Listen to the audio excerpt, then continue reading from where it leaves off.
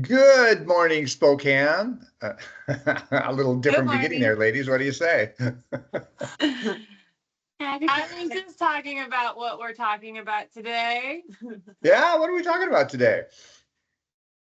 Peaceful Valley. You know what's funny? Okay, yeah, I'm gonna go there. Go ahead. Peaceful Valley just brings out so many comments, and so I don't know. It's such a small little niche area for Spokane and full of a little bit of history, but it's just so small, can fit a lot in. So, what's your funny joke? The funny thing that I was giggling at is because some might say it's boring, but to me, it made me giggle in my head because a lot of things that are seemed peaceful can often be found boring because there's not a lot going on typically. But in the stillness, that's where the peace is found in the valley. I There really you go. like that. That's very good. I like it. Now, just We'll where tell is you where Peaceful it's Valley? at.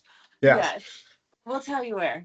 It is west of downtown. And so if you are coming west of downtown and the South Hill ends, it's going to be this backside of the South Hill, which is also called the South Bank Hills over there, which I had to learn apparently. And then it's going to be so the bottom of Spokane Falls and where Hangman Creek connects, or also Latah Creek connects to Spokane River. Okay. A So nice if you peaceful can area. It's a pretty area, isn't it? picture looking like over top of Spokane, you have the Spokane River. Okay. And it's just going to be on the south part of that, right before like I-90, just a little bit north of there. So Got it. all with this, like there's a lot of trees, rocks, hillsides, but there's a lot of water too. So again, in the valley, there's all sorts of things that you find. Is that built up or is it somewhat urban, would you call it, or what? Uh, I'm kind of urban, but within the city. It's because it's all part like I don't know, hillside, rocky, parkway. So the terrain to get down in there, now it's developed, but originally it was not developed. So the terrain was really rough getting down into the area, Right. which is why it actually like didn't develop a lot faster. If it had been easier to get to, it would have been more developed. But us humans struggled with the hillsides and the terrain, which played a huge role in the overall development of the area. Okay. So So much tell us about. so, kids, literally, when you hear the term, I had to walk uphill to get to school. I heard that a time or two growing Both up from ways. my parents. Yes, both ways. Yeah. Well, this might have been true for these kids in Peaceful Valley because they had so much trouble getting up the hill to school that they built their own schoolhouse down in the valley for the kindergartners to second graders. Right? Yep, only for the little kids. Yeah. You can only go there till second grade, and then you were big enough to make it up the hill. You had to go into Spokane to get to school. And I believe that was in like 1917. They finally got a school for their little kiddos there. Oh, that's great. Yeah. Previous to the schools, though, the area used to be one of the main fishing camps for the Spokane Indian tribe. Makes And they sense. actually, Indians came from like all over Canada, Oregon, Idaho, all over the Pacific Northwest to fish, particularly here, the salmon. And it was seasonal, so it wasn't like year round they were camping here. They were coming here, making up a big camp, and then heading out.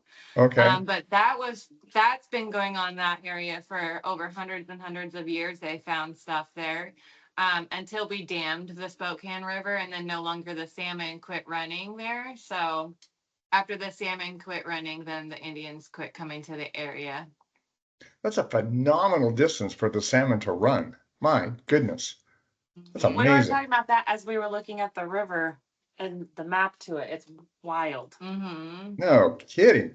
Wow. Yeah. Those little Yeah. salmon, they're tough little guys. Oh, they go Tenacious. hundreds and hundreds and hundreds, and yeah, they go far.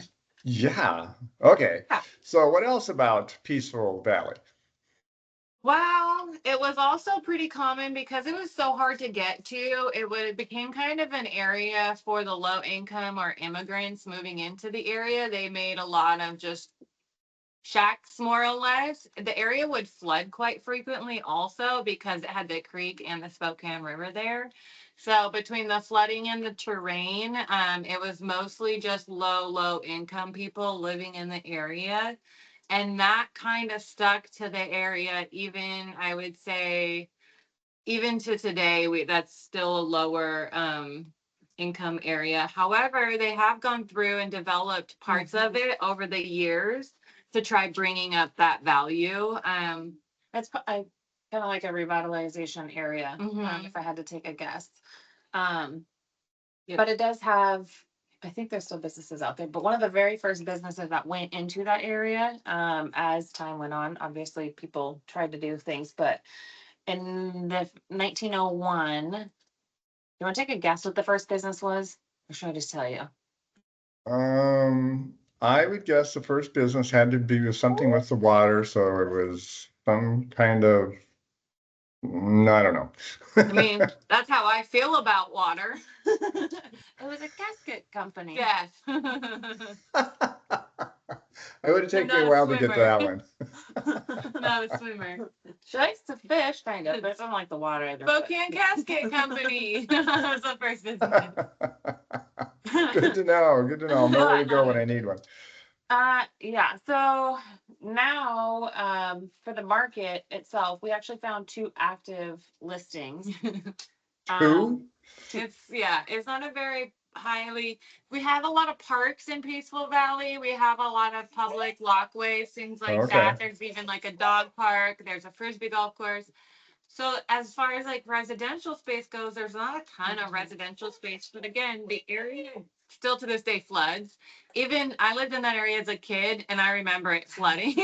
So I think just that kind of still plays a role in how many houses, because it's just such a narrow, small strip between the mountains with the water. Well, it sounds like if you get up out of the flood zone, that would be really a nice area to live with all of the amenities it has. That would be the South Hill. There you go. That works. They go up that hill and you're on the South Hill. That's what those amenities are. They're great. You're right. And then on the other side, when you get up the hill, you're in Brown's Addition, which was the very first neighborhood. So yeah, another great idea, John. Yep, absolutely. We've got lots of them here. Yep.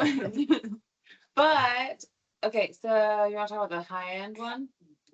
I'll talk about the low end one. You can talk about the high end. Well, you only have 2, right? So there's one high and one low. I know. I was seeing which one. The low income one actually is a brand new home built in 2025. It's one of the areas that they're trying to develop. It's a 3-bedroom, 2-bath home. So brand spanking new, and you're falling in right at $479. Okay. Yeah. So that to me, I'm like, that seems like a good deal though for a first time, or even not even necessarily first time. Is that out of the flood zone? I mean, are you okay there? Okay, good. You probably you might need flood insurance. We could double check on that. You might want flood insurance for that area, or be required to have flood insurance for that area. But I'm assuming because it's a brand new home, they've done a pretty good job of making sure you're not going to wash away. Okay, that's good. Yep. And then on the high end, we have, this one's a fun one, 6 bedrooms, 5 bathrooms. Wow. I'm glad I don't have to clean all those, but I do want to go see this one because it sounds cool. It's 5,600 square feet, but it was built in 1886. Oh my goodness. Oh, sorry. I have bad handwriting. 1896. My bad. That's still amazing. I'm trying to think. That would still be the oldest one that I would have seen if we could see this one. But anyways, it comes in at $1,175,000. Wow, I'd love to see that home. Right? Are you guys going to do a Walk It Wednesday, or can you on that one?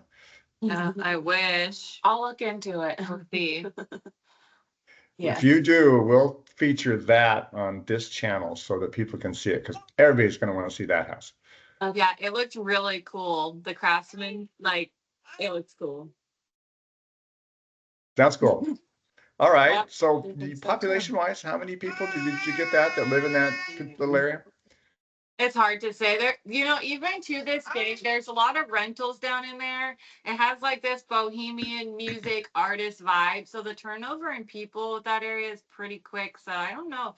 It'd probably be pretty hard to keep a population count because it is so small too. The turnover, it'd be hard. Okay. That's just my opinion on it. Yeah. All right. Well, that's interesting. I had no idea. I knew that area existed. As a matter of fact, Steffani, I bet you and I played disc golf there one time, because we played disc golf, and I think that might have been it. I was telling her, I was like, I know that I've been there, and then I think I might have been there for one of my children's photos. Oh, okay, that makes sense. One other thing I wanted to add in there is because it was such a popular area for the immigrants back in like the early 1900s, late 1800s. They were Germans, Swedes, Irish, Italians, Italians. But one of the major groups was the Swedes, which I didn't realize. And so a lot of the original buildings down there all came from like a Swedish culture, and they had like a town hall. They've all been torn down and are gone now. But originally, the old community that had been there was mainly built and around the immigrants and the Swedes. Oh, wow, that's cool. Yeah, I had no idea. That's really interesting. I like this. This one I did not know about. It's very, very fun. Yeah, cool. We might go a little bit further south because there's some other fun little spots along the way down this way too. So, and that would be Latah Creek, Hangman Valley. Yep. Is that a separate area that you're going to talk about sometime? Yeah, so it's still on the same creek. It's just that you head further south onto it, in between the South Hills still. That's where people head when they're going to WSU. Yeah. Also known as Vinegar Flats. Down in there. Oh, good to know. I forgot to add the nickname. So Peaceful Valley was actually called Poverty Flats, not just for a little while, for like all along, like the whole while. But not to this day, or yeah? I think in the 1950s and the 1960s, it got put in the newspaper. Someone wrote an article about no longer Poverty Flats. They were trying to rename it, and it was this huge ordeal. They're trying to get rid of Poverty Flats and get Shed that image. Yeah. Yeah, for a good 70, 80 years, though, it was Poverty Flats. Huh, interesting. Yep. Well, this is one of the more interesting ones. I really enjoyed this one. Thanks, ladies. Oh, good. Yes. You're welcome. All right. Well, we'll see you next time, Rozella, Steffani in Spokane, Washington. Thanks so much. Thanks, John. All right. Bye, guys. Bye.